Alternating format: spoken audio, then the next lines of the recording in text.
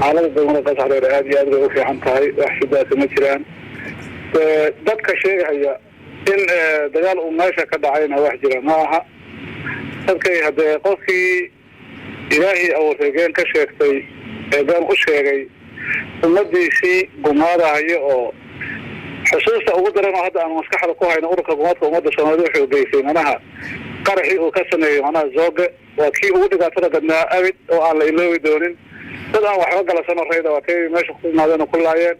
dad sida u dhaqmay marka hadal ay yiraahdeen iyo ficil ay sameeyeen mid lama qaadan karo manaha waa waxaan jirin gaaleeyahay wax ka majiraan degmada Qasxareer way degan tahay dhaqan dhaqaale ahaan iyo nabadgelyahan way degan tahay wax soo weerarayna ma jiraan waxaas ma jiraan walaalkayo waritaanka al-shabaab iyo sheegitaanka al-shabaab manaha in sidaas la yiraahdo manaha anigu waxaan u arkaa waxaan jirin sababtoo waxa weeye ficilada ay sameeyaan qad arkaysan har iyo habeen dul joogtaan marka beenta iyo dulmiga iyo ilaahay ka fogaashaha iyo diiga dadka xaq darro lagu garaystay waxaas waa ururka gumaadka ummadda Soomaaliyeed ee ugus